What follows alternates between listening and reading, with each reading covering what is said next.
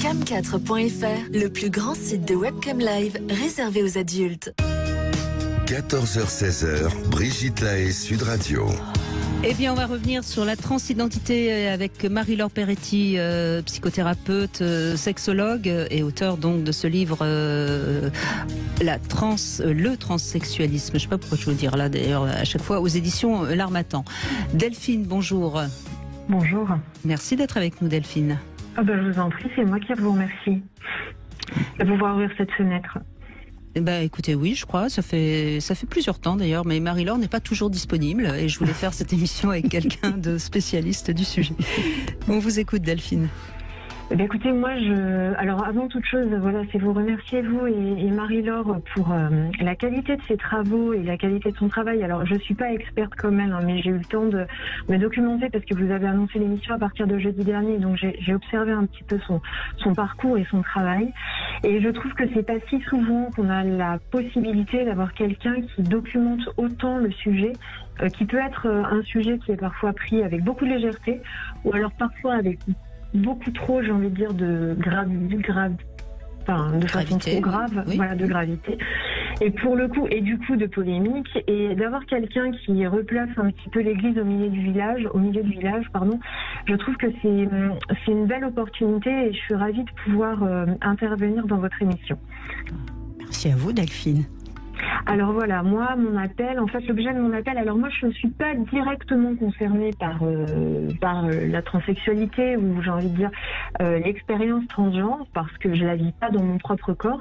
En revanche, moi, je suis aujourd'hui mariée avec un homme qui est transgenre depuis toute sa vie, j'ai envie de dire, parce que c'est comme ça qu'il l'exprime. Et on se connaît, en fait, ce qui est très drôle, c'est qu'on se connaît depuis tout petit, et moi, je l'ai vu évoluer. Et puis, je pense que très jeune, on m'aurait dit que j'allais l'épouser, j'aurais ri au nez des personnes qui me l'auraient dit, parce que je n'aurais jamais imaginé. Et au final, c'est devenu l'homme de ma vie et le père de mes enfants. Et vraiment, c'est une belle expérience, voilà, avec ses combats. Donc, Delphine, que tout le monde comprenne bien, enfant, vous jouiez avec une fille, oui, qui est devenue votre mari, hein, on est bien exactement. Alors avec une fille, j'ai envie de dire pas visuellement parlant, parce que dès le plus jeune âge, mon mari avait tous les aspects d'un garçon déjà. Donc j'ai envie de dire que c'était difficile. Ce qui était difficile finalement, c'était son prénom. Mmh. Voilà. Mais après, dans ses comportements, c'est-à-dire, il avait un prénom de féminin, ouais. un peu. Il avait un prénom féminin et en fait, et puis il a eu un prénom de transition aussi. Et puis ensuite, il a choisi son prénom masculin. Alors j'ai eu la chance de l'accompagner dans tout ça. Et c'était très chouette. Et j'ai envie de dire que moi, j'ai vu quelqu'un éclore à la vie en fait. Mmh. J'ai vu quelqu'un qui vivait dans une peau fermée. Et qui est sorti d'une peau de chagrin pour embrasser sa vraie nature. Et c'est une expérience qui est indescriptible en fait. Indescriptible pour la personne qui la vit. Je ne sais pas si pour la personne qui la vit. Alors du coup, Delphine, puisque vous dites, vous l'avez vu éclore à la vie, ça veut dire que vous avez bien vu la différence que ça faisait entre le moment où il éclot à la vie, donc où finalement il écoute son ressenti. Oui. Vous avez vu le changement? Ah oui, clairement. Et en fait, et même dans les moments où, par les différentes phases de transformation, il a ressouffert parce que, par exemple, l'expérience de la mammectomie a été quelque chose de très difficile parce que l'opération a été mal préparée et donc il a attrapé un staphylocoque. Ah oui. Donc il y avait une infection et du coup, en termes de chirurgie, ça n'a pas donné le résultat escompté. Et ça a été une période très difficile où il avait arrêté l'accompagnement psychologique et du coup, si on n'avait pas été là, moi et sa famille, une partie de sa famille pour pouvoir l'accompagner, ça aurait pu faire quelqu'un par exemple qui sombrait dans l'alcoolisme. Ah oui. Voilà, il y a eu cette phase où c'était très compliqué et aujourd'hui, par exemple, ça va faire, il a 46, donc il avait 27 ans, donc vous voyez, ça fait 19 ans. Bon, j'arrive pas trop à compter à l'antenne, mais avec toute cette distance, au jour d'aujourd'hui, cette partie-là de son corps, c'est encore une partie, comme il y a une cicatrice qui reste très présente, et ben, elle le dérange et c'est encore une partie de son corps qui ne l'aime pas. Oui, d'accord. Mais parce que ça lui rappelle cette épreuve ou parce que ça lui rappelle son passé de fille? En fait, je pense que c'est surtout parce que c'est pas conforme à l'image de son corps masculin, à l'image du corps masculin dans lequel il se projetait, très honnêtement. D'accord, oui, c'est un peu de l'image de soi, là, finalement. Exactement, mais qui va aussi avec un travail à faire sur la confiance en soi. Enfin, c'est tellement l'accompagnement dans ces phases-là, je pense, est indispensable. Et justement, c'était la question que je souhaitais à Marie-Laure, adresser à Marie-Laure, si vous me permettez, Marie-Laure. C'est que est-ce que dans toutes les études que vous avez menées, par rapport aux études que vous avez menées, est-ce que vous pensez que l'accompagnement psychologique reste quelque chose d'indispensable tout au long du chemin, finalement, même a posteriori, puisque j'ai envie de dire quand le plus gros des opérations, etc. est fait, finalement la personne est libérée de l'œil du champ médical sur le plan psychologique, puisqu'elle est assumée dans sa vie d'homme ou de femme, hein, peu importe. Et pour le coup, malgré tout, est-ce qu'un accompagnement peut rester nécessaire? Alors je sais que c'est une question très personnelle, mais comme vous avez observé plusieurs personnes, peut-être que vous avez pu déceler une tendance. Alors vous savez, Delphine, vous dites vous-même que c'est une question qui est très personnelle. Finalement, si on se met sur une population générale, on inclut les personnes trans dans une population générale. Oui. Dans une population générale, c'est pas tout le monde qui fait un travail sur soi. Oui, d'accord. Et bien du coup, pour les personnes trans, c'est pareil. Et aujourd'hui, vous savez, je travaille en libéral et aussi à l'hôpital, dans un hôpital qui accueille des personnes trans. À l'hôpital, c'est quasi systématique, l'accompagnement. Je crois que c'est presque obligatoire. Mais non, non. Quand on veut changer de... Non, c'est fini. Ça l'a été obligatoire. Ça l'a été, vous avez parfaitement raison, Delphine. Ça l'a été. Il fallait une attestation de psychiatre pour avoir le droit de se faire opérer. Ce qui était très réducteur pour les personnes concernées. Bien sûr. Et surtout que psychiatre, c'est pas toujours des personnes qui sont aptes.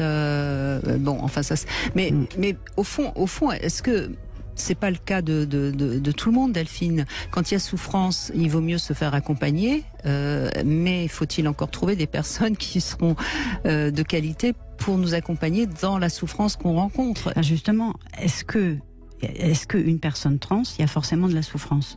C'est bien la question que je pose, justement. Je suis pas... Non, alors moi, je ne crois pas. En tout cas, quand j'observe mon mari, la seule souffrance que j'ai pu observer chez lui, c'était justement celle d'être dans un corps qui n'était pas adapté à sa nature profonde. Oui. C'est vraiment la seule souffrance observée. Et alors après, non, il y en a eu d'autres parce que il y a, j'ai envie de dire, le combat d'avoir des enfants. Il y a aussi un travail de reconnaissance parfois auprès de ses proches qui peut être dense. Et parfois, curieusement, plus auprès de ses proches que de monsieur et madame tout le monde, parce que il y a toujours cet œil.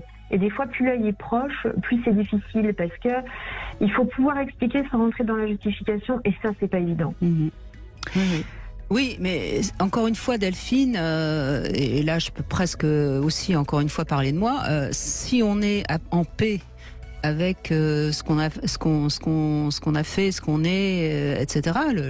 Le regard des autres est moins dérangeant et fait moins mal. Vous voyez, je crois que c'est ça aussi et on le voit aussi avec les questions d'homosexualité. Les homosexuels qui vivent mal le regard des autres, c'est des personnes qui assument assez mal leur homosexualité. Vous êtes d'accord avec ça, j'imagine, Marie-Laure? Oui, je suis d'accord. C'est-à-dire, c'est là, mais vous l'avez dit tout à l'heure, Delphine, ça rejoint l'estime de soi, la confiance de soi.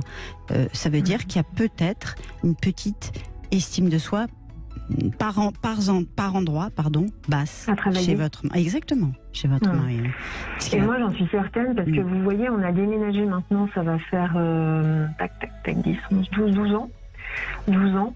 Et depuis qu'on a déménagé, la volonté de mon mari, ça a été depuis qu'on est arrivé là où on habite aujourd'hui, qui a été de ne plus jamais parler de son histoire. C'est-à-dire qu'il y a finalement très très peu de gens dans notre région dans notre lieu de vie aujourd'hui qui est au courant de son parcours. C'est un choix qui a été fait aussi pour nos enfants, et ce qui est paradoxal, aussi pour protéger nos enfants, mais ce qui est paradoxal dans l'expérience d'aujourd'hui, c'est que mon mari n'a eu aucun problème, même dès l'âge de 7-8 ans, à l'âge de la construction de l'identité sexuelle de nos enfants, à expliquer son expérience à nos enfants. On a un petit garçon, on a un grand garçon et une petite fille.